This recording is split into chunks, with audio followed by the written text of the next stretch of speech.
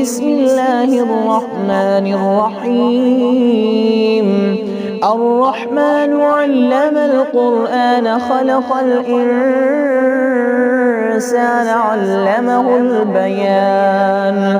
الشمس والقمر بحسبان والنجم والشجر يسجدان. والسماء رفعها ووضع الميزان ألا تطغوا في الميزان وأقيموا الوزن بالقسط ولا تخسروا الميزان. والأرض وضعها للأنام فيها فاكهة والنخل ذات الأكمام والحب ذو العصف والريحان. فبأي آلاء ربكما تكذبان؟ خلق الإنسان من صلصال كالفخار وخلق الجان من مارج من نار. فبأي آلاء ربكما تكذبان؟ رب المشرقين ورب المغربين. فبأي آلاء ربكما تكذبان؟ مرج البحرين يلتقيان بينهما برزخ لا يبغيان. فبأي آلاء ربكما تكذبان؟ يخرج منهما اللؤلؤ والمرجان. فبأي آلاء ربكما تكذبان؟ وله الجوار المنشآت في البحر كالأعلام. فبأي آلاء ربكما تكذبان؟ كل من عليها فان ويبقى وجه ربك ذو الجلال والإكرام. فبأي آلاء ربكما تكذبان؟ يسأله من في السماوات والأرض كل يوم هو في شأن. فبأي آلاء ربكما تكذبان؟ سنفرغ لكم أيها الثقلان. فبأي آلاء ربكما تكذبان؟ يا معشر الجن والإنس إن استطعتم أن تنفذوا من أقطار السماوات والأرض فانفذوا لا تنفذون إلا بسلطان. فبأي آلاء ربكما تكذبان؟ يرسل عليكما شواظ من نار ونحاس فلا تنتصران.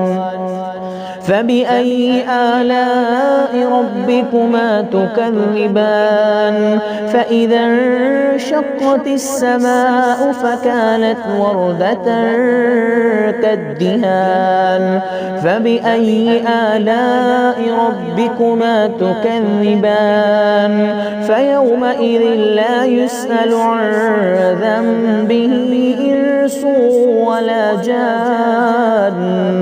فبأي آلاء ربكما تكذبان؟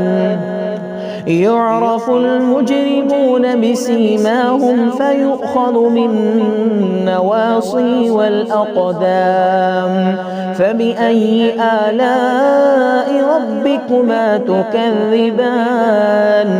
هذه جهنم التي يكذب بها المجرمون يطوفون بينها وبين حميم آن. فبأي آلاء ربكما تكذبان؟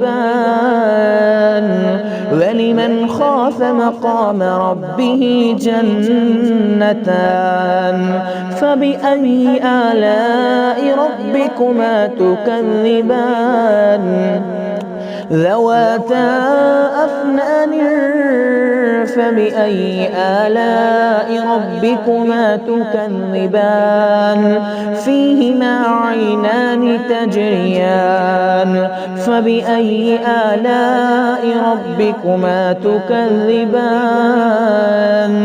فيهما من كل فاكهة زوجان فبأي آلاء ربكما تكذبان متكئين على فرش بطائنها من استبرق وجنى الجنتين دان فبأي آلاء ربكما تكذبان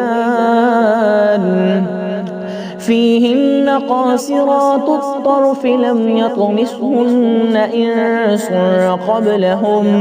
قبلهم ولا جان فبأي آلاء ربكما تكذبان كأنهن الياقوت والمرجان فبأي آلاء ربكما تكذبان هل جزاء الإحسان إلا الإحسان فبأي آلاء ربكما تكذبان ومن دونهما جنتان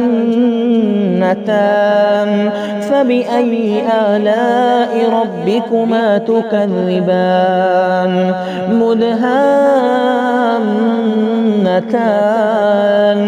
فبأي آلاء ربكما تكذبان فيهما عينان نضاختان فبأي آلاء ربكما تكذبان فيهما فاكهة ونخل ورمان فبأي آلاء ربكما تكذبان فيهن خيرات حسان فبأي آلاء ربكما تكذبان حور مقصورات في الخيام فبأي آلاء ربكما تكذبان لم يطمثهن إنس قبلهم ولا جان فبأي آلاء ربكما تكذبان متكئين على رفرف خضر وعبقري حسان فبأي آلاء ربكما تكذبان تبارك اسم ربك ذي الجلال والإكرام